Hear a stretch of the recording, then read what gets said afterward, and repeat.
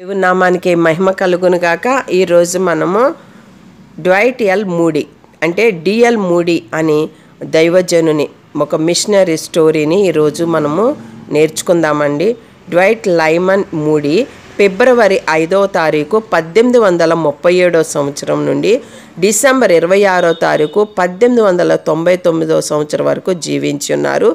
ఈయనను DL moody అని పిలుస్తారు. ఆయన మసాచుసెట్స్లో Moody Church, Northfield School మరియు మౌంట్ నార్త్ ఫీల్డ్ స్కూల్ మరియు మౌంట్ నార్త్ ఫీల్డ్ స్కూళ్లను స్థాపించిన కెస్వికియానిజంతో అనుసంధానమైన ఒక అమెరికన్ సువార్థికుడండి. ఈ యొక్క డిఎల్ మూడీ బైబిల్ ఇన్స్టిట్యూట్ని ఏర్పాటు చేశారు. అతను చాలా ప్రసిద్ధమైన ఒక విశ్వాసముతో దేవుని బిడ్డగా అతను జీవిస్తూ ప్రేమ అన్ని విషయాన్ని సులభతరం చేస్తుంది, ప్రేమతో మనం జీవించాలి అని మూడీ తన జీవితాన్ని పునర్జీవానికి అంకితం చేసి తనకి ఎంతో లాభాలు వస్తూ తన చిన్న వయసు నుంచి బాగా తనకి బూట్ మరి లేకపోతే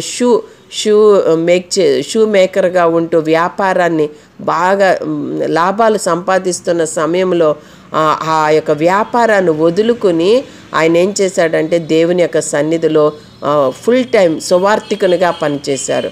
అదే టైంలో ఆయన యునైటెడ్ స్టేట్స్ క్రిస్టియన్ కమిషన్లో YMCA ద్వారా యూనియన్ వాళ్ళతో కలిసి మరి చాలా దేవుని యొక్క కార్యములను గొప్పగా చేశారు.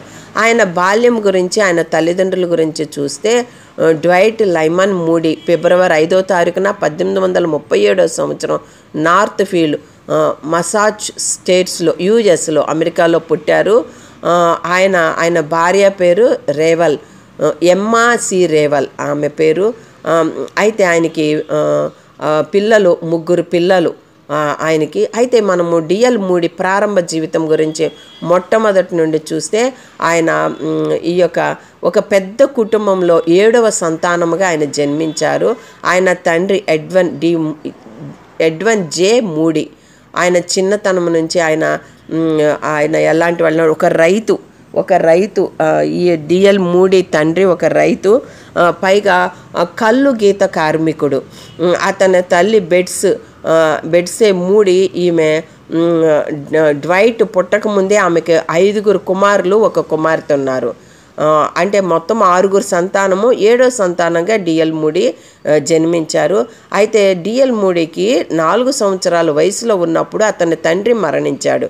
తండ్రి మరణించిన 1 నెల తర్వాత వాళ్ళ అమ్మ కవల సహోదరులకు, అంటే ఒక అబ్బాయి మరియు ఒక అమ్మాయి, అంటే ఈయన తర్వాత ఒక 2 పిల్లలు అతని తండ్రి చనిపోయే సమయానికి డిఎల్ మూడీకి 4 సంవత్సరాలు. అప్పటికే తల్లి గర్భిణీగా ఉండి డెలివరీకి సిద్ధంగా ఉంది. ఆమె 2 కమల పిల్లలను కన్నది. అంటే 9 మంది పిల్లలను పోషించటానికి ఆమె చాలా కష్టపడాల్సి వచ్చింది. కాబట్టి అతను చాలాసార్లు తల్లికి సహాయంగా ఉండటం కొరకు కష్టపడి చిన్న వయసు నుంచే పనులు చేశాడు. చదువుకోవలసిన వయసులో ఆయన కొన్ని పనులు చేస్తూ ఉండేవాడు. కొన్నిసార్లు మొక్కజొన్న, గంజి మరియు అటువంటి వాటిని మరి వాళ్ళు తిని తాగుతూ అట్లా బ్రతికారు. అయితే తల్లికి అతడు ఏదన్నా తినాలి అనిపిస్తే ఆమె దగ్గరికి వెళ్ళి అడిగేవాడు. ఆమె అతన్ని ఇప్పుడు అలా కాదు, ముందు నువ్వు చర్చికి వెళ్ళని చర్చికి పంపించేసేది. అట్లా 8 మంది సహోదరులతో కలిసి ఆయన చర్చిలో ఆయన పెరిగి పెద్దవాడయ్యాడు. ఆయన చిన్నప్పటి నుంచి దేవునందు భయభక్తులతో ఉన్నాడు. కానీ చాలా పేదరికం వల్ల వాళ్ళ మేనమామ ఇంటిలో పని చేయటానికి, అంటే మేనమామ అప్పటికే ఒక షూ స్టోర్లో, అంటే చెప్పులు కొట్టులో ఆయన పని చేస్తూ ఉండేవాళ్ళు. వాళ్ళ మామయ్య బోస్టన్ దగ్గరికి వెళ్ళి అక్కడ ఆయనకి సహాయం చేస్తూ ఆ యొక్క చెప్పులు కొట్టులో పని చేస్తూ అక్కడే ఉండిపోయాడు ఆయన. అట్లా 17 ఏళ్ళ వయసు వచ్చేటప్పటికి మరి ఆయన కష్టపడి మరి డబ్బు సంపాదించి తల్లికి సహాయం చేయటానికి సిద్ధంగా ఉన్నాడు. అదే డబ్బు సహాయం చేస్తూ తన తోటి వారికి తన కుటుంబ పోషణ కొరకు కష్టపడ్డాడు. ఆయన ఎక్కువ చదువుకోలేదు, చదువుకోవడానికి కూడా ఆయనకు సమయం లేదు. అలాగే దేవుడు తనని ఎంతగానో ప్రేమిస్తున్నాడని చెప్పి Sunday school teacher Edward Kimball ద్వారా ఆయన తెలుసుకున్నాడు. దేవుడు తనను కూడా ఎంతో ప్రేమిస్తున్నాడని ఆ క్రిస్టియన్ ఆ యొక్క స్కూల్స్లో ఆ సండే స్కూల్లోకి వెళ్ళి ఆ సండే స్కూల్ టీచర్ ద్వారా ఆయన చిన్న వయసులోనే అంటే 17 సంవత్సరాలు రాకముందే ఈయన ఏం చేశారంటే దేవుని బిడ్డగా మారి రక్షణ పొందాడు. ఈయన రక్షణ పొంది దేవుని బిడ్డగా జీవిస్తున్న సమయంలో ఈ యొక్క సండే స్కూల్ టీచర్ వల్ల ఆయన తన జీవితాన్ని ప్రభువుకి సమర్పించుకున్నాడు. మరి ఎప్పుడు ప్రతిరోజు గుడికి వెళ్ళటం, మరి తను గుడికి వెళ్ళేటప్పుడు తన యొక్క ఉద్దేశం ఏంటంటే తనతో పాటు ఒక 5గురిని పిల్లల్ని గుడికి తీసుకెళ్ళటానికి ఆ చిన్న వయసులో ఉండగానే ఆయన సండే స్కూల్కి వెళ్తున్నప్పుడే 5గురు పిల్లలను కూడా వెంట వేసుకుని తీసుకెళ్తూ ఉండేవాడు చిన్న వయసులో. అంటే ఎప్పుడు కూడా తను బాల్యము నుండే దేవుని పని చేయటానికి మరి సండే స్కూల్ టీచర్ చెప్పినట్లుగా జీవించటానికి ఆయన చాలా ఇష్టంగా ఉండేవాడు. అదేవిధంగా తల్లిదండ్రులతో కూడా మంచిగా, తండ్రి లేడు కానీ తల్లికి మాత్రం మంచిగా, సహోదరులకు మంచిగా ఒక మంచి బిడ్డగా తన యొక్క సాక్ష్యాన్ని కాపాడుకుంటూ ఉండేవాడు. ఆయన ఎలాంటి వాడంటే మరి తను ఎప్పుడు కూడా దేవుని యొక్క సన్నిధిలో దేవుని యొక్క వాక్యాన్ని వినటానికి మాట్లాడటానికి ఇష్టంగా ఉన్నాడు. ఆయన 17వ సంవత్సరంలోనే వాక్యముగా మాట్లాడటం, బోధించటం మొదలుపెట్టాడు. అంటే 17 సంవత్సరాలకి ఆయన సండే స్కూల్ టీచర్గా మారిపోయాడు. ఒక పక్కన వాళ్ళ మామయ్యతో ఆ యొక్క చెప్పుల దుకాణంలో ఒక పక్కన దేవుని పని కూడా చేస్తున్నాడు. అతని యొక్క సువార్థికుడిగా మారి మొదటిసారి అంటే 1885లో చర్చిలోకి ఆయన వచ్చాడు. అంటే చర్చి సభ్యుడిగా అంటే చర్చి మెంబర్గా తను అప్లికేషన్ పెట్టుకున్నాడు. అలాగే చర్చి మెంబర్గానే ఆయన్ని స్వీకరించాలి 1 సంవత్సరం వరకు. అయితే తన యొక్క గురువు గారు అంటే ముఖ్యంగా సండే స్కూల్ టీచరు చెప్పినట్టుగా విన్నాడు. నేను ఒక విషయం చెప్తాను అని ఆయన సొంత మాట చెప్పాడు. ఏంటో తెలుసా అండి? నేను నిజముగా చెప్పగలను, మరియు ఇది చెప్పడం ద్వారా నేను అతనికి ప్రసాదించిన అనంతమైన దేవుని దయను గొప్పగా చెప్పగలను. అతడు నా సండే స్కూల్ క్లాసులోనికి వచ్చినప్పుడు అతని కంటే ఆధ్యాత్మికంగా చీకటిగా ఉన్న కొంతమంది వ్యక్తులను నేను చూశాను. మరియు మౌంట్ వెర్నెస్ చర్చ్ యొక్క కమిటీ సభ్యత్వం కోసం అతడు అప్లికేషన్ పెట్టుకున్నాడు. అది చాలా అరుదుగా కలుసుకున్నట్లు నేను భావిస్తున్నాను. కానీ సత్య సువార్త, స్పష్టమైన నిర్ణయాలు, అభిప్రాయాలు కలిగిన ఒక మంచి క్రైస్తవుడిగా మారటానికి ఇక్కడ అవకాశం లేదు. ప్రజల యొక్క ప్రయోజనాలకు సంబంధించింది ఏదైనా ఒకటి ఇక్కడ ఉంది అంటే దీనికి ఏదో దాన్ని దాన్ని అంగీకరించకుండా ఇక్కడ తక్కువే చేస్తున్నారని ఆయన అక్కడ మాట్లాడటం, సండే స్కూల్ టీచరు ఆయన కొరకు మాట్లాడటం మనం చూస్తున్నాం. అంటే ఈయన ఎలా ఉండేవాడంటే ఎట్లయినా దేవుని కొరకు పనిచేయాలి అని ఒక ఆత్మీయంగా నిలబడిన వ్యక్తి కాబట్టి అందరికీ దేవుని యొక్క మాటలు చెప్పటానికి ఈయన ఎంతో సిద్ధంగా ఉన్నాడు. ఈయన దేవుని యొక్క మాటలు చెప్తుంటే ప్రతి ఒక్కరికి దేవుని వాక్యం చెప్పటంతో ఎలాంటి అలవాటు కలిగి ఉన్నాడంటే చెడ్డవాళ్ళు, బాగా తాగుడు, వ్యభిచారము, చెడ్డ పనులు చేస్తున్న యవనస్తులను పట్టుకుని ఈయన సువార్త ప్రకటించేవాడు. మొదట వాళ్ళు అంగీకరించేవాళ్ళు కాదు, కానీ వాళ్ళకి అలా చెప్పి చాలా గొప్పగా దేవుని సన్నిధిలో బలంగా నిలబడ్డాడు. అట్లా 17వ సంవత్సరం నుంచి ఆయన దేవుని సువార్త చిన్నవాళ్ళకి, పెద్దలకు, యవనస్తులకు ఆయన చెప్తూ దాదాపు 3 సంవత్సరాల్లో 1000 మందిని ఆయన దేవుని సన్నిధికి సమకూర్చాడు. మరి 21 సంవత్సరాల వయసులో సండే స్కూల్ టీచర్గా ఆయన పనిచేస్తూ 21 సంవత్సరాల వరకు ఆయన పనిచేశాడు. ఆయన ఎలాగంటే డిఎల్ మూడి ఎలాగంటే ఆయన అంటాడు, అతన్ని చూసిన మొదటి పరిస్థితుల్లో ఒక సెలూన్ కీపర్ను వదిలిపెట్టి కొత్తగా ఒక పాత గుడిసె లాంటి కొద్దిగా ఒక పాత గుడిసె లాంటిది ఉంటే అక్కడ ఆ రాత్రి అంట ఆ సమావేశాలు చేసుకోవడానికి అక్కడ అందరూ కూర్చుని ఉంటే కొంచెం ఆలస్యంగా అక్కడికి వెళ్ళాడంట. ఆయన అక్కడికి వెళ్ళిన తర్వాత ఆ వ్యక్తి చుట్టూ కొంతమంది కొవ్వొత్తులతో నిలబడి ఉన్నారంట. ఒక నీగ్రో అబ్బాయిని పట్టుకుని తప్పిపోయిన కుమారుడి కథను మరియు అతడు చదవలేదని చాలా పదాలు అలా చదవటానికి వాళ్ళు ప్రయత్నిస్తూ ఉంటే ప్రభు తన యొక్క మాటని అంటే తను గౌరవంగా మరియు కీర్తికి ఇలాంటి ఎప్పుడైనా ఉపయోగించేది ఏమన్నా ఉందా అని ఆలోచిస్తూ అక్కడ సుమారుగా దాదాపు అక్కడ ఆ యొక్క స్కూల్లో ఉన్న వాళ్ళు దగ్గర 650 మంది ఉన్నారంట. అనేక చర్చిల నుండి వచ్చిన 60 మంది వాలంటీర్లు, ఉపాధ్యాయులు వాళ్ళందరూ అక్కడ పనిచేసినప్పుడు ఇప్పుడు ఇక్కడ ఈ యొక్క స్కూల్లో దీంట్లో ఈయన ప్రెసిడెంట్గా లింకన్ అక్కడ దర్శించి అక్కడ ప్రసంగం చేయటం ఇవన్నీ విన్నారంట ఆయన. ఇక డిఎల్ మూడి ఇవన్నీ చూసి నిజంగా మన హృదయంలో ఒక మనస్సాక్షి అనేది ఉంటే మనస్సాక్షి ప్రకారం మనం జీవించాలి అని అలా తన యొక్క జీవితాన్ని అభివర్ణించుకుంటూ ఆయన జీవిస్తూ తను ఏం చేశాడంటే యవనస్తుల కొరకు ఒక సువార్తను ప్రకటించాలని ఒక చక్కని ఒక ఉద్దేశం కలిగి ఉన్నారంట. ఎందుకు యవనస్తుల కొరకు ఇట్లా ప్రకటించాలని అనుకున్నారంటే ఒక రోజున సండే స్కూల్ టీచరు వాక్యం చెప్తా ఉంటే ఆయన చెప్పలేకపోతున్నాడంట. ఆయన చెప్పలేకపోతుంటే ఆయనకి ఒంట్లో ఆయన టీబీ వ్యాధితో బాధపడుతున్నాడు. సండే స్కూల్లో టీచర్ వాక్యం చెప్పలేకపోతుంటే ఈయన ఏం చేశాడంటే గబగబా మీరు చెప్పలేకపోతున్నారు కదా నేను చెప్తానులేండి అని ఆ వాక్యాన్ని ఈయన చెప్పడానికి మొదలు పెట్టాడంట. ఈయన ఆ వాక్యం చెప్తుంటే ఆ సండే స్కూల్ టీచర్కి దగ్గి రక్తం వచ్చిందంట నోటి వెంబడి. ఆ రక్తం రాగానే వెంటనే ఆయన మనసు బాగా కరిగిపోయి ఆయన చాలా బాధతో ప్రార్థన చేశారంట. అయితే ఆ రోజు సండే స్కూల్ అయిపోయిన తర్వాత సండే స్కూల్ టీచర్ అన్నాడంట వెళుతూ, ఇదిగో పిల్లలు మీ అందరినీ నేను పరలోకంలో కలుసుకుంటాను అని పిల్లలందరికీ ఇట్లా చెప్పి ఆయన సైగ చేసి ఇలా బాయ్ చెప్పి వెళ్ళిపోయాడంట సండే స్కూల్ టీచర్. ఆ తర్వాత ఆయన చనిపోయారంట. ఆ మాట చాలా ప్రభావితమైపోయింది ఆయన హృదయంలో. డిఎల్ మూడీలో ఆయన అనుకున్నాడు, ఇప్పుడు డబ్బు సంపాదించి ఈ యొక్క చెప్పులో వ్యాపారం కన్నా దేవుని యొక్క ఆత్మలు సంపాదించటమే చాలా విలువైనది. ఒక వ్యక్తి చనిపోతే ఇంత ఘోరంగా ఉంటుందని చెప్పి ఆయన హృదయంలో ఒక ప్రత్యేకమైన ఒక పట్టుదలతో ఆయన ఏం చేశాడంటే వెంటనే దేవుని పని చేయటానికి ఆయన సిద్ధపడ్డాడు. అసలు డిఎల్ మూడి సండే స్కూల్ స్టార్ట్ చేసి మొదలుపెట్టినప్పుడంట కొంచెం మంది పిల్లలు, తక్కువ మంది పిల్లలు, 10 మంది పిల్లలు రావటమే కష్టం.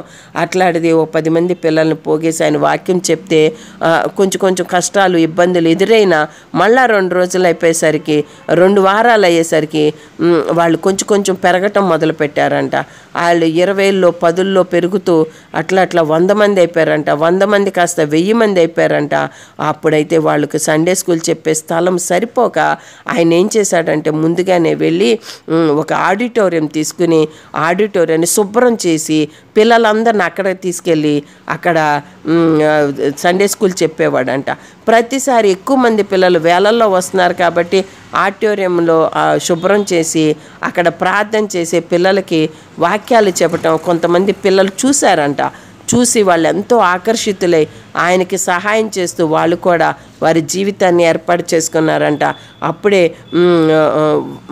YMCA ఏర్పాటైంది, అంటే యంగ్ మ్యాన్ క్రిస్టియన్ అసోసియేషన్. దాంట్లో ఆయన జాబ్ చేశారనమాట. అప్పుడు ఆ జాబ్ కూడా రాజీనామా చేసి ఈయన ఏం చేశాడంటే మరి పరిపూర్ణంగా పూర్తి కాలపు సేవలోకి వచ్చేసాడు. ఇంకా నేను దేవుడితోనే ఉంటాను, నేను ఇంకేమీ చేయను అంటూ ఆయన ఒక నిరీక్షణ కలిగి జీవించాడు. ఎప్పుడైతే సండే స్కూల్ టీచర్ ఆ టీబీతో చనిపోయి నేను పరలోకంలో కలుసుకుంటానని చెప్పాడో ఆ మాటను బట్టి ఆత్మల రక్షణ కొరకు ఆయనలో చాలా భారం పెరిగిందంట. దగ్గర డిఎల్ మూడి గారు ఎంతమంది 1,000,000 మందికి పైగా సువార్త ప్రకటించారంట. దేవుని నామానికే మహిమ కలుగును గాక. కోటి మంది కంటే ఎక్కువ మందికి సువార్తను ప్రకటించారంట. ఆయన చాలా లావుగా ఆరోగ్యంగా ఉండేవాళ్ళట డిఎల్ మూడీ గారు. అయితే ఆయన ఎలాంటి వాళ్ళు అంటే రోషం కలిగిన వాడు, దేవుని పట్ల రోషం కలిగి సామాన్య జీవితాన్ని జీవిస్తూ ఉండేవాళ్ళు. నశించిపోయే వారిని రక్షించాలని ఆయన చాలా తాపత్రయపడి ఎవరిని చూసినా వీళ్ళకి దేవుని యొక్క సువార్తను ప్రకటించాలి అనే ఒక తృష్ణతో చాలా బలంగా వారికి సువార్తను ప్రకటించడానికి ఆయన చాలా సిద్ధపడుతూ ఉండేవాడంట. ఆ తర్వాత ఆయన ఏం చేశాడంటే మరి పతనమైపోతున్న యవనస్తులు తాగుడని, జోదమని, వ్యభిచారమని తిరుగుతున్న వాళ్ళ దగ్గరికి వెళ్ళి వాళ్ళ దేవుని గురించి చెబుతూ వాళ్ళని రక్షణలోకి నడిపించాలని వచ్చేవాడంట. వాళ్ళతో మాట్లాడేవాడంట. చిన్న పిల్లలు సండే స్కూల్ పిల్లల దగ్గరికి వెళ్ళి సండే స్కూల్ చెప్పటం, యూత్ పిల్లల దగ్గరికి వెళ్ళి యూత్ మీటింగ్లు చెప్పటం. కష్టపడి పని చేయకుండా సువార్త ప్రకటించకుండా ఏ రోజు ఆయన అన్నపానాలు తీసుకునేవాడు కాదంట. అంటే అన్నపానాలు ప్రాణార్పణముగా జీవితాన్నే దేవుడికి అర్పించి తెల్లారు లేస్తే ఎవరికి వాక్యం చెప్తానా అని పరిగెట్టుకుంటూ తిరిగేవాడంట. ఆ రోజంతా ఎన్ని సువార్తలు చెప్పినా, ఎన్ని పెద్ద పెద్ద మీటింగ్లో ఆయన వాక్యం చెప్పినా వ్యక్తిగతంగా కనీసం ఇద్దరికి వాక్యం చెప్పేవాడంట. ఆయన రోజు రాత్రి ఇంటికి వెళ్ళి ఆ ఇద్దరికి చెప్పిన వాక్యాన్ని బట్టి ఆ ఇద్దరు రక్షించబడాలని ప్రార్థన చేసేవాడంట. ఆ ప్రార్థనకి వాళ్ళు మారేవాళ్ళు. ఒకవేళ ఎవరి గురించైనా ప్రార్థన చేయకపోతే ఈరోజు ఎవరి గురించి ఏం మాట్లాడాను, నేను ఎవరి దగ్గరికి వెళ్ళి నేను మాట్లాడా, ఎవరికి సువార్త ప్రకటించాను అని ఆలోచిస్తే ఆ రోజు ఎవరికి ప్రకటించలేదంట. రాత్రి 11 గంటల సమయం వర్షం వస్తుందంట. అయ్యో ప్రభా, నేను ఇంత పెద్ద ప్రసంగాలు చేసి వచ్చాను కానీ పెద్ద పెద్ద మీటింగ్లో వ్యక్తిగత సువార్త నేను ఒక్కరికి ఇద్దరికైనా చెప్పాలనుకున్నాను ప్రతిరోజు, నేను ఈరోజు అది చెప్పలేకపోయాను ప్రభా అని దేవుడి దగ్గర ప్రార్థన చేసి క్షమాపణ అడిగి బయటకు వచ్చి ఎవరికైనా చెప్దామని చూస్తే వర్షం వస్తుందంట. వర్షం వస్తుంటే గబగబ 2 గొడుగులు తీసుకున్నాడంట. ఒక గొడుగు తను వేసుకుని ఇంకో గొడుగు చేత్తో పట్టుకుని వెళ్తుంటే రోడ్డు మీద ఒక ఆయన తడుచుకుంటూ ఇలా వణుకుతూ వెళ్తుంటే, బాబు ఇది గొడుగు తీసుకుంటారా అనగానే వెంటనే ఆయన సంతోషంతో అంగీకరించి ఆ గొడుగు తీసుకున్నాడంట. ఎక్కడి దాకా వెళ్ళాలండి, నేను మీ ఇంటి దాకా వస్తానంటే ఆయన పలానా చోటకంటే ఆయనతో పాటు నడుచుకుంటూ వాళ్ళ ఇంటి దాకా వెళ్ళి ఈ దారిలో ఆయనకు సువార్త ప్రకటించాడు. ఆయన ఇంటికి వచ్చేటప్పటికి వాళ్ళకి ఇంటికి వచ్చామని అలుపే లేదంటే చాలా సంతోషించి ఆయన ప్రేమించి నాకు దేవుని సువార్త చెప్పావు, నేను రక్షణ పొందుతానని చెప్పి ఆయన మారు మనసు పొందాడంట. ఆ తర్వాత అక్కడి నుంచి వాళ్ళ ఇంటి దగ్గర నుంచి మళ్ళీ తన ఇంటికి రావడానికి ఇప్పుడు ఎవరినన్నా చూపించు ప్రభా అంటే ఇంకొక వ్యక్తి అటు నడుచుకుంటూ వెళ్తుంటే అతని దగ్గరికి వెళ్ళి, సహోదరా ఈ గొడుగు నీకు కావాలా, వర్షం వస్తుంది కదా అంటే కావాలి అన్నాడంట. సరే గొడుగిచ్చి అతనితో పాటు నడుస్తూ దేవుని సువార్త గురించి చెప్తే తను చాలా ఇసుక్కున్నాడంట. చాలా విసుగుగా చూస్తూ, ఏంటి నువ్వు ఇలా చెప్తున్నావు, నాకు ఇష్టం లేదు నువ్వు చెప్పేది, నాకు అసలు నువ్వు చెప్పొద్దు అన్నాడంట. కాదండి, నిజంగా దేవుడు రక్షకుడు, ఆయన నీ కొరకు నా కొరకు ప్రాణం పెట్టి తిరిగి లేచిన మన సజీవుడైన దేవుడు అని చెప్తే ఆయన గొడుగు ఇచ్చేసి నాకొద్దు నువ్వు చెప్పొద్దు అని చెప్పేసి వెళ్ళిపోయాడంట. కానీ ఇంటికి వచ్చి ప్రార్థన చేశాడు వాళ్ళిద్దరి కొరకు. అట్లా విన్నవారికి వినని వారికి కూడా దేవుని వాక్యం చెప్తూ ప్రార్థిస్తూ దేవుని సన్నిధిలో బలంగా ముందుకు సాగుతూ ఉండేవాడు. ఆయన ఏంటంటే ఏదైనా ఒక వాక్యం చెప్తే ఆయన ఉజ్జీవ జ్వాలలు రగిలించే వ్యక్తిలాగా ఉన్నాడు. ఆయన ఉజ్జీవంతో ఆయన చెప్పిన మాటలు దేవుని యొక్క ఆత్మ వింటున్న వారిలో ఉజ్జీవ జ్వాలలు రగిలించేది కాబట్టి పరిశుద్ధ ఆత్మ సహాయంతో ఆయన నిలబడేవాడు. ఆయన బలిపీఠం మీద బోధించిన విషయాలు అంటే స్టేజీ మీద ఆయన ఏదైతే వాక్యాన్ని బోధిస్తాడో ఆ విషయాలు వెంటనే ఇంటికి వెళ్ళి మోకరించి, ప్రభా నేను బోధించిన విషయాల మీద నేను జీవిస్తున్నానా, నాలో ఎక్కడన్నా నేను బోధించేవాడిగానే ఉంటున్నానేమో, పాటించేవాడిగా లేనేమో, నన్ను క్షమించు అని ప్రభు సన్నిధిలో ప్రార్థన చేసుకునేవాడంట. కన్నీటి ప్రార్థన చేసుకొని దేవుని సన్నిధిలో అడుగుతూ ఉండేవాడంట.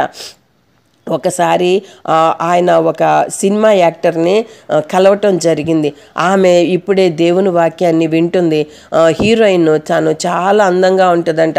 తను ఏం చేసిందంటే తన యొక్క జీవితంలో యేసుక్రీస్తుని రక్షకునిగా అంగీకరించాలని తను ఇష్టపడుతున్న సమయం, ఇష్టపడింది, రక్షణ పొందాలని కోరుకుంటుంది.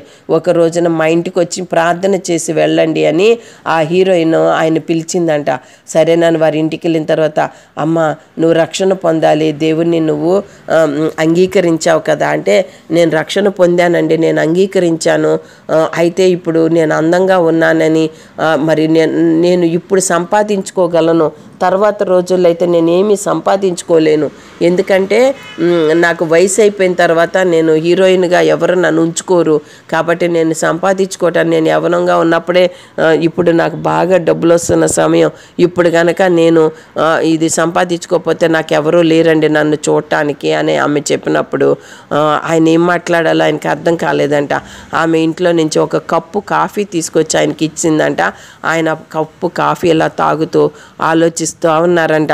అమ్మంటుంది, నేను తప్పకుండా ప్రభు దగ్గరికి వస్తాను, నేను కొన్ని సంవత్సరాలు అయిన తర్వాత ప్రభు దగ్గరికి వచ్చి ఇదిగో నేను ఇట్లా ఖచ్చితంగా రక్షణ పొందుతాను, బాప్తీసం తీసుకుంటాను, నేను దేవుని సేవ చేస్తానండి నేను అందంట. అప్పుడు ఆయన అప్పటికే సగం కప్పు కాఫీ తాగేశారు.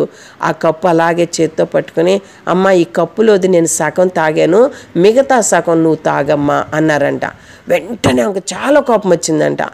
ఏంటండి మీరు దైవజనులని నేను మీకు ఇంటికి పిలిచి మీకు కాఫీ ఇచ్చేంత అంటే మీరు తాగిన సగం కప్పు కాఫీ నాకు ఇస్తారు, మీరు ఎంగిలి చేసిందాన్ని నేను తాగాలా, అని కావాలంటే నేను తెచ్చుకోలేనా, నేను తాగలేనా, నాకు ఇస్తారేంటి, అది నేను మీకోసం ఇచ్చింది, మీ ఎంగిలి చేసింది నాకొద్దు అందంట. అప్పుడు అన్నారంట, చూడమ్మా నువ్వు ఎంగిలి చేసింది కప్పు తాగటానికి నీకు ఎంత కోపం వచ్చింది, నీ జీవితము ఈ లోకంలో ఈ మనుషులందరికీ నువ్వు హీరోయిన్గా నీ అందాన్ని చూపించి నువ్వు లోకమంతా ఎంగిలి చేసిన తర్వాత అప్పుడొచ్చి నేను దేవుని వెంబడిస్తాను, అప్పుడొచ్చి నేను దేవుని సువార్తను ప్రకటిస్తానంటే లోకమంతా ఎంగిలి చేసిన దాన్ని ప్రభుకి ఇస్తావా నీ జీవితం, అది ఎంగిలి చేసినట్లు కాదా అనగానే అప్పుడు ఆమె అక్కడే మోకరించి బాగా ఏడ్చిందంట. అంటే దేవుని యొక్క సన్నిధిలో ఎవరితో ఎలా మాట్లాడాలో బాగా జ్ఞానంతో పరిశుద్ధాత్మతో నింపబడి ఎంతో వినయంతో విధేయతతో ఉన్న వ్యక్తిగా ఈయన డిఎల్ మూడీ కష్టపడి ఒక మిషనరీ తను ఎంతగానో కష్టపడి పనిచేశాడు. అయితే ఆయన మరి తన వ్యక్తిగతంగా సువార్త చెప్పాలి అంటూ రోజు ప్రార్థన చేస్తూ ఎలా సువార్త చెప్పాలో దేవుని సన్నిధిలో ప్రార్థన చేసి అడిగేవాడట. మరి ఒక్కరోజు కూడా తన జీవితాన్ని ఎక్కడా కూడా ఖాళీగా ఉండనీయకుండా ఎంత బాగానో ఆయన పనిచేసేవాడు. ఆయనకి ఎక్కువగా ముఖ్యంగా సండే స్కూల్ పరిచర్య, యూత్ పరిచర్య మీదే ఆయన హృదయం ఎప్పుడూ ఉండేదంట. ఎక్కడైనా అక్కడికి వెళ్ళినప్పుడు ఆయన వాళ్ళ యొక్క మాటలు వింటూ వాళ్ళకి ఆత్మీయ స్థితిలో రక్షణలోకి నడిపించేవాడు. ఒకసారి ఈయన వాక్యం చెప్పాడంటే, పెద్ద సభ అంట, ఆ సభలో వాక్యం చెప్పి కిందకి దిగిరాగానే ఒక పెద్ద ఆయన ఎదురొచ్చి, బ్రదర్ అద్భుతమైన వాక్యం చెప్పారని షేక్ హ్యాండ్ ఇచ్చాడంట. వెంటనే ఆయన అన్నాడంట, సోదరా నేను అక్కడ ఉండగానే సాతాను నాకు ముందే చెప్పాడు అని చెప్పేసి అనంట. అంటే ఏంటంటే ఆయన పొగడ్తలని ఈయన తీసుకోవాలా, సాతాను నాకు ముందే చెప్పాడు అని అంటున్నాడు.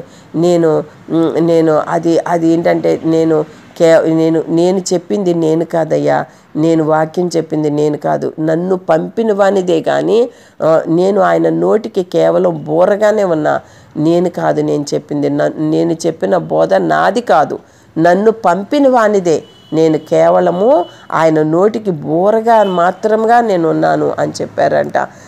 ఆయన ఎప్పుడు కూడా దేవుని యొక్క వాక్యం గురించి చెప్పేటప్పుడు స్వర్గం గురించి, నరకం గురించి, పశ్చాత్తాపం గురించి, రెండవ రాకడ గురించి, దేవుని తీర్పు గురించి, సువార్త గురించి ఎక్కువగా విశిష్టత, దేవుని యొక్క శక్తి, సువార్త ఎంత విలువైనదో అని ఎక్కువగా ప్రకటిస్తూ ఉండేవాళ్ళంట. ఒకసారి డిఎల్ మూడీ గారు చికాగోలో యేసుక్రీస్తుని గురించి ప్రకటిస్తూ చక్కని రక్షణ సువార్త చెప్పారంట. రక్షణ వాక్యం చెప్తే అందరూ వింటున్నారంట.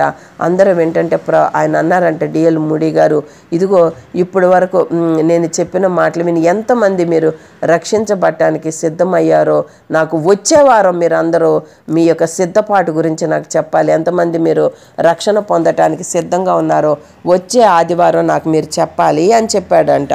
అని అన్న తర్వాత ఆ యొక్క వాళ్ళున్న ఆ మీటింగ్కి వచ్చిన వాళ్ళు ఒక ప్రమాదవశాత్తు అగ్ని ప్రమాదం జరిగి అగ్ని ప్రమాదంలో కొంతమంది కాలి చనిపోయారంట.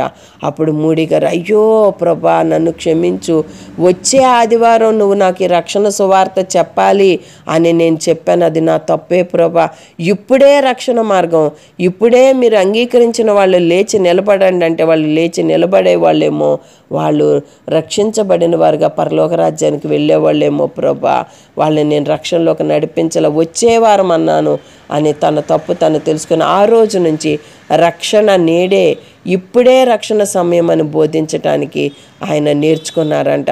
అంటే క్రీస్తును అంగీకరించి రక్షణ పొందేవాళ్ళు లేచి నిలబడండి అని చెప్పకుండా ఆయన ఏ మీటింగ్లో ముగించేవారు కాదు. ఆ రోజునే వారికి రక్షణ వచ్చిందని ప్రకటించేవారంట. నేడే రక్షణ దినం అంటూ ప్రకటించేవాళ్ళంట. తన్ను తాను మార్పు చెందుతూ తను తాను నేర్చుకుంటూ ప్రజలందరినీ ప్రార్థనలోకి నడిపిస్తూ ఒక సంఘములో ఒక బలముగా నిలబడ్డాడు. ఒక సమయంలోనంట ఒక యవనస్తుడు పరిగెత్తుకుంటూ వచ్చాడంట. ఒక మీటింగులో ఆయన వాక్యం చెప్పి కిందకి రాగానే ఒక యవనస్తుడు పరిగెత్తుకుంటూ వచ్చి, నీకు బహిరంగంగా వాక్యం చెప్పే హక్కు నీకు లేదు, ఎందుకంటే నువ్వు చెప్పేటప్పుడు నీ భాషలో అనేకమైన వ్యాకరణ దోషం ఉంది, నువ్వు అసలు మాటలు సరిగ్గా మాట్లాడలేకపోతున్నావు, నీకు అసలు సరిగ్గా వ్యాకరణమే రాదు, నువ్వు తప్పుగా చెప్తున్నావు వాక్యాన్ని, నీకు అసలు మాట్లాడటం నీ భాషలో తప్పు ఉంది, వాక్యం కాదు భాషలో తప్పు ఉంది, నీకు మాటలు సరిగ్గా రావట్లేదు, కాబట్టి నువ్వు ఇట్లాంటి పెద్ద పెద్ద సభల్లో మాట్లాడొద్దు నువ్వు అని కఠినంగా గట్టిగా చెప్పాడంట ఆ వ్యక్తి. అప్పుడు ఈయన తన్ను తాను తగ్గించుకుని, అవును సహోదరుడా, నా పేదరికం వల్ల నేను సరిగ్గా చదువుకోలేదు, కానీ నువ్వు అన్నీ చదువుకున్న బాగా తెలిసిన జ్ఞానం కలిగిన వాళ్ళలాగా ఉన్నావు, ఈసారి నువ్వు సువార్త ప్రకటించు అని అతని చేతులు పట్టుకొని చెప్పాడంట. అప్పుడు అసలు అతను ఏమీ మాట్లాడకుండా అక్కడి నుంచి వెళ్ళిపోయాడంట. అంతే మోడీ తను పొగిడే వాళ్ళ ఎడల పొగిడి సంతోషపడటం కాదు, తను తిట్టే వాళ్ళని కూడా ప్రేమించి మెల్లగా చల్లగా మాట్లాడే క్రీస్తు కలిగిన మనసు కలిగి ఉండేవాడట మోడీ. ఆ తర్వాత ఈ మోడీ గారు పెద్దల కొరకు ఒక సువార్త సభలు చెప్తున్న పిల్లల కొరకు, ముఖ్యంగా పేద పిల్లల కొరకు మరి ఆయన ఒక స్కూల్ ఏర్పాటు చేశారంట. మౌంట్ హెర్మోన్ అనే ఒక స్కూల్ ప్రారంభించారంట. మరియు చికాగోలో బైబిల్ ఇన్స్టిట్యూట్ని కూడా ప్రారంభించారంట. ఇప్పుడు అది మోడీ బైబిల్ ఇన్స్టిట్యూట్గా మారి ఇప్పటికీ ఉందంట. అది అమెరికాలో అది ప్రారంభించబడింది. ఆ తర్వాత మసూరిలో ఆయన ఆ చివరి ప్రసంగం చేశారంట. అట్లా ఆయన 44 సంవత్సరాలు దేవుని యొక్క సువార్తను ప్రకటించారంట. ఆయనకి భార్య 3 పిల్లలు ఉన్నారు.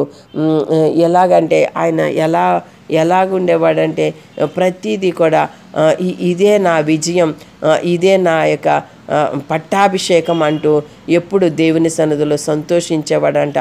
ఆఖరి దినాల్లో అదే మాట అలా చెప్తూ, ఆహా ఇదే కదా నా విజయం, ఇదే కదా నా పట్టాభిషేకం అంటూ దేవుని సన్నిధిలోకి ఆయన వెళ్ళిపోయారంట.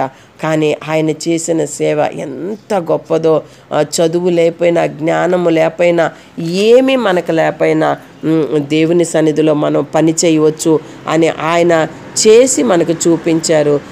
ఎటువంటి ప్రమాదంలో ఉన్నా ఒకసారి అంట తన ఇల్లు పెద్ద ప్రమాదంలో ఆస్తి అంతా కాలిపోయిందంట. తనకున్నది చిన్నపాటి ఇల్లు, అది తనకున్న ఆస్తి మొత్తము ఒకేసారి కాలిపోయిందంట. కాలిపోతే అక్కడ అందరూ చూసి ఎగతాళి చేశారంట ఆయన శత్రువులు.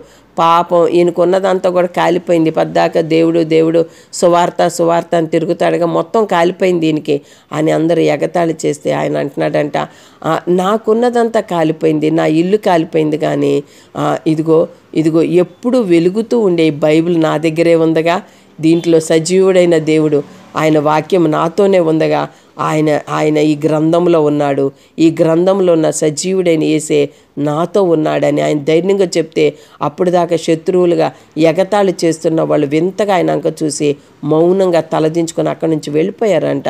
వారి గురించి ఆయన ప్రార్థన చేస్తూ గాడ్ బ్లెస్ యూ బ్రదర్ అని అన్నాడంట. వాళ్ళు వెళ్ళిపోతున్న వారిని గాడ్ బ్లెస్ యూ బ్రదర్స్ అని వాళ్ళని దీవించి పంపించాడంట. నేను దేవుని యొక్క బిడ్డగా నేను ఈ లోకంలో ఉండాలి. ఈ లోకంలో నేను తల్లి గర్భం నుండి వచ్చేటప్పుడు పుట్టుతూ ఉన్నప్పుడు నేనేం తేలేదు, అదేవిధంగా నేను వెళ్ళిపోయేటప్పుడు కూడా ఏమీ తీసుకుని వెళ్ళను. కాబట్టి నాకు ఇక్కడున్న వాటి మీద ఆశ లేదు, నాకు ఇక్కడున్న ఏమీ కావాలని నేను కోరుకోవట్లేదు అన్నాడంట. ఏదైనా పోతే మన జీవితంలో మనం బాధపడకూడదు. మనము రక్షణలో ఉంటే కనుక దేవుని యొక్క ఆశీర్వాదం మనకి ఎంతగానో ఉంటుంది. ఇక్కడ అది కాలిపోయిన తర్వాత ఆ స్థలంలో ఆయన పెద్ద బైబిల్ కాలేజీ, ఒక పెద్ద చర్చిని దేవుడిచ్చాడు.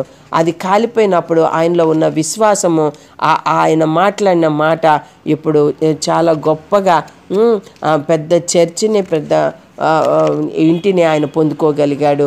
ఆయనకు ఇప్పుడు చాలా చాలా గొప్ప కార్యాలు ఆయన చేయగలిగాడు. ఇంతగా తను ఒక ప్రభావితమైన వ్యక్తిగా అనేక మందికి ఆయన సువార్తను ప్రకటించేవాడిగా ఆయన ఉన్నాడు. ఈ రోజున నీ జీవితంలో, నా జీవితంలో కూడా మనకి చేయాలని అనుకుంటాం, కానీ మనం చేయలేని వారంగా మనం మిగిలిపోతాము.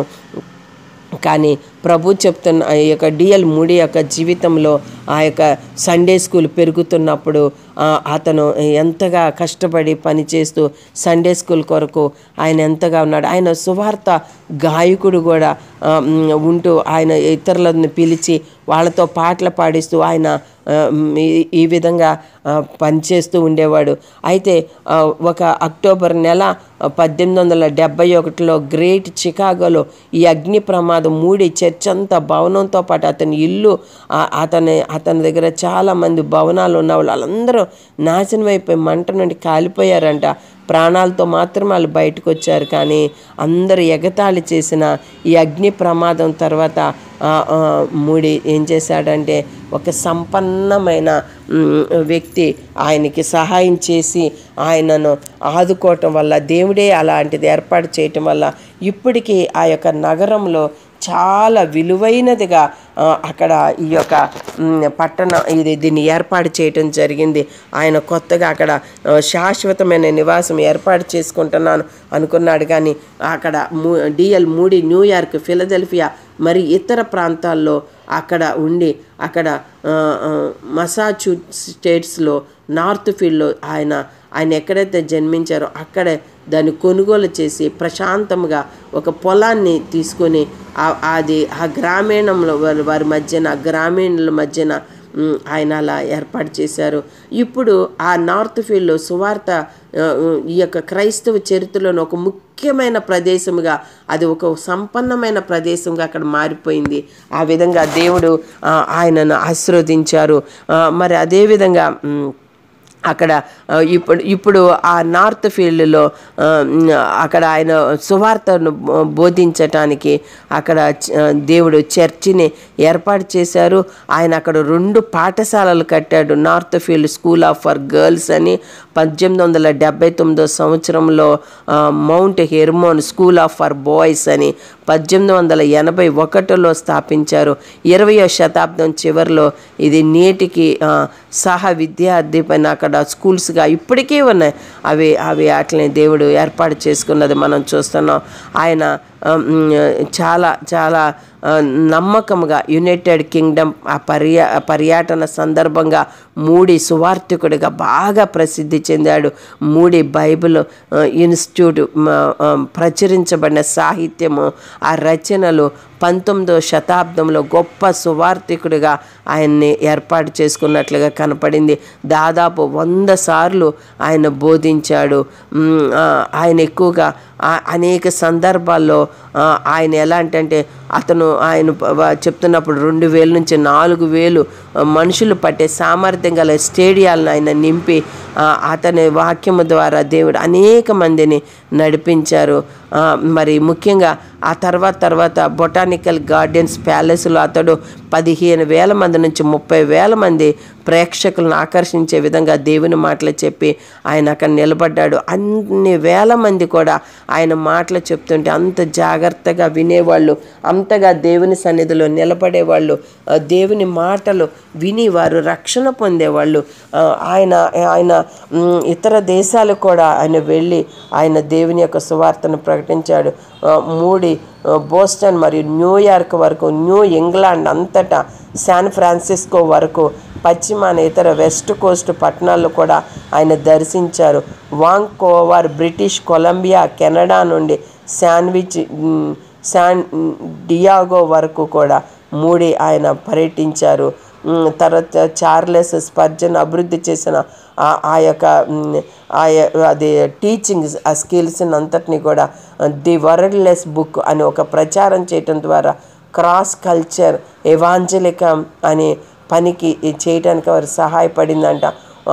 డిఎల్ మూడి 3 రంగుల సువార్త పరికరాన్ని తీసుకుని 4వ రంగును జోడించి బంగారంనకు స్వర్గాన్ని సూచిస్తూ ఈ పుస్తకాన్ని ప్రపంచవ్యాప్తంగా లెక్కలేనంత మంది అందరూ, అంటే నిరక్షరాస్యులు, చదువు లేని వాళ్ళు, వృద్ధులు, పిల్లలు అందరికీ బోధించడానికి ఇది ఉపయోగపడుతుందని వరల్డ్లెస్ బుక్ అని దాన్ని ఏర్పాటు చేశారంట. అంటే దాంట్లో వర్డ్స్ ఉండవు, కానీ అది వర్డ్స్ లేకపోయినా అది చదువుకోవచ్చు. ఏంటంటే దాని రంగులను బట్టి అని, ఆ రంగులను బట్టి నలుపు రంగు అంటే పాపము, ఎరుపు రంగు అంటే యేసు రక్తము, తెలుపు రంగు అంటే పవిత్రమైన రక్షణ పొందిన జీవితం, పరిశుద్ధత, మరి ఈ యొక్క గోల్డ్ రంగు అంటే పరలోకం అని సూచించే విధంగా ఆయన నేర్పించి ఆయన అలా నడిపిస్తూ వాళ్ళందరినీ వాళ్ళు ప్రసంగాల ద్వారా చిన్నవాళ్ళు, పెద్దవాళ్ళు, చదువు రాని వాళ్ళు కూడా తెలుసుకునేటట్లుగా ఆయన దాన్ని నడిపించారంట. మరి చైనా పైనీర్ మిషనరీ అయిన హెడ్సన్ టైలర్ని కలిసిన తర్వాత ఆయన క్రాస్ కల్చర్ క్రిస్టియన్ మిషన్ కారణంగా ప్రభావితం చేసి అతను చైనా ఇన్లాండ్ మిషన్కి చురుగ్గా మద్దతునిచ్చారంట. అట్లా విదేశాల్లో సేవ చేయటానికి కూడా ఆ సమాజంలో అనేక మందిని ఆయన ప్రోత్సహించాడు. అంతర్జాతీయంగా, ఇంటర్నేషనల్గా కూడా ఆయన మెచ్చుకునేవాళ్ళు. అతని ప్రభావం స్వీడన్లో కనపడేదంట.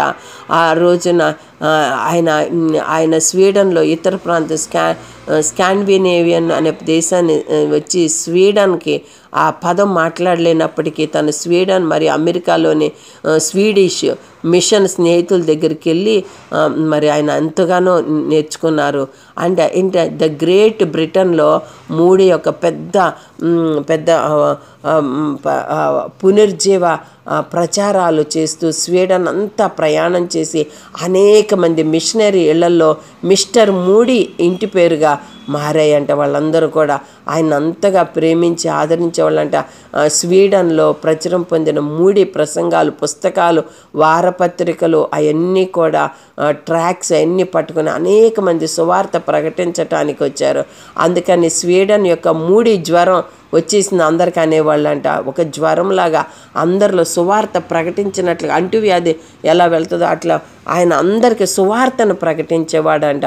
అలా అతను నవంబర్ 16వ తారీఖు 1899 మిస్సూరీలో కన్సాఫ్ సిటీలో తన చివరి ప్రసంగాన్ని బోధిస్తూ అనారోగ్యంతో అతడు నార్త్ ఫీల్డ్కు రైల్లో ఇంటికి తిరిగి వచ్చాడు. అనేక సార్లు అనేక నెలలు తనకి తగినంత ఉన్నా సరే ఆ రోజున మరి స్నేహితులు గమనించి అతనికి అనారోగ్యంగా ఉందని వాళ్ళకి తెలిపిన రక్త ప్రసరణ గుండెలోకి వెళ్ళటం కష్టమవుతుంది, గుండె నొప్పేమో అని డిసెంబర్ 26వ తారీఖున 1899 తన కుటుంబ సభ్యులతో కలిసి ఆయన మరణించాడు. అప్పటికే చికాగోలో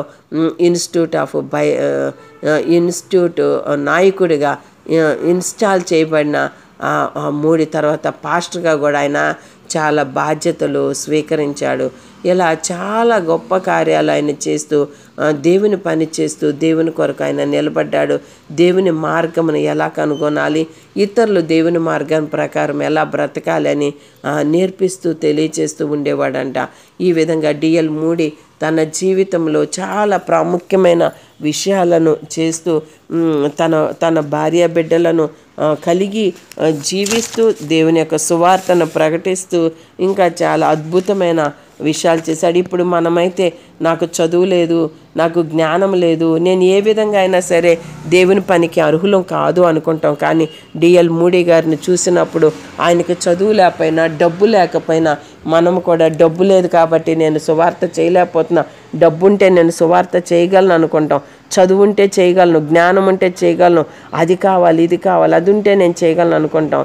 మనకి ఏది అక్కర్లేదు.